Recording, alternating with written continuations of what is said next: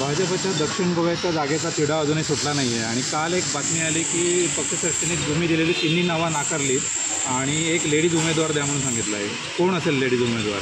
आता आमची कोर टीमची मिटींग आसा आणि त्यानंतर मागीर बाकीच्यो कारण अशें सडनली सांगपाक जायना न्ही. बाकीचो प्रोसेस आसा तो करपाक जाय. त्यामुळे मागीर प्रोसेस कितें करतले तो मागीर तुमकां सांगता. पण कोण असतील नावं सध्या नावं? अजून तशें कांय तकलेन ना. पळोवया कितें ते नाव म्हणजे ते रिलेबिलिटी क्रायटेरिया ती सूचना एक्सेप्ट करणार की त्यांना कळवणार की नाही शक्य म्हणून?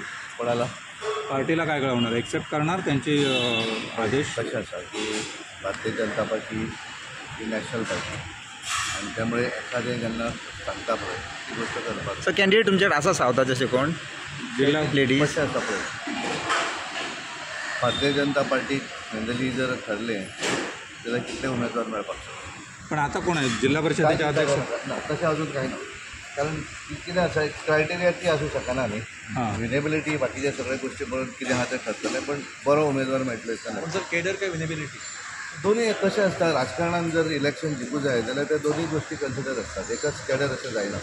दोन्ही गोष्टी पळोवच्यो पडटा. तुमचंही नाव चर्चेत आहे उमेदवारीमध्ये आणि आता अचानक सांगतायत की महिला उमेदवार पाहिजे. काय पक्षाची भूमिका असणार? पक्षाचा आदेश मानणार की काय असेल? काय कळवणार फीडबॅक? आम्हाला कालही पक्ष सर्वश्रेष्ठ होता, आजही पक्ष सर्वश्रेष्ठ आहे, उद्याही आम्हाला पक्ष सर्वश्रेष्ठ म्हणजे आहे. दक्षिण गोव्याचा उमेदवार महिला असणार एवढं 100%. भाजपच्या दक्षिण गोव्याच्या उमेदवारीचा तेढा निर्माण झाला आहे की पक्षाने पुरुषांची तिन्ही उमेदवारांची नावं काही चेडा निर्माण झाला महिला उमेदवाराचं नाव व्यवस्थित येईल.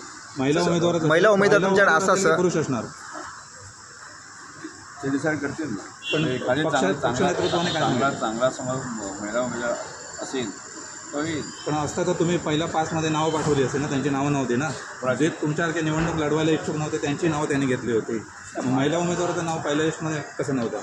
नसलं तर हे कार्यकर्त्याचे प्रोसेस आहे. म्हणजे प्रोसेस म्हणजे कसं असतं की आता 33% रिझर्वेशन पण आले आणि त्या हिशोबानं सगळे कार्यकर्ते महिला पुरुष हे कार्यकर्ते एकसारखे. म्हणजे आता जी कोर कमिटीची मीटिंग होणार ती महिला उमेदवार ठरवण्यासाठी असणार असं नाही. बाकीचे अन्य विषय असेल पण तो मुख्य आहे ना सध्या निवडणुकीच्या पार्श्वभूमीवर. असा विषय कॅन्डिडेट हा मुख्य विषय. मला काही माहीत नाही पण आता कोर कमिटी काय विषय आहे तो पण माहीत नाही. सर तुम्ही माहीत सब्जेक्ट नसताना कोर कमिटीची मीटिंग होते? नाही सब्जेक्ट नसतो कोर कमिटी मग विषय असतो प्रचाराचे काय करतात.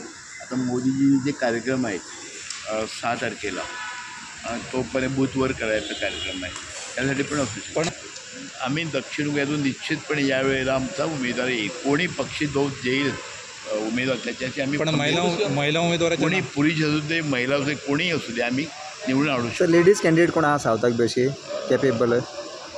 असे खूप सावथात भरपूर लोक लेडीज आहा जेंट्स आहा. कोण नावं पण असे महिलांमध्ये झालं तर कोणाची नावं? नाही मी सांगू शकत नाही काय. आता सांगताय खूप आहेत. मला खरंच माहिती नाव माहीत म्हाका आज दिल्या न्ही पळय बाबू कवळेकर नरेंद्र सावळे दामू नायक त्याने नाकारलीच नावं. भायर मारले कोण सांगता? भायर मारली नाही कोण. ही हवा आहे फक्त मला तर वाटत नाही. Subscribe Prudent social media channel and press bell icon for latest notifications.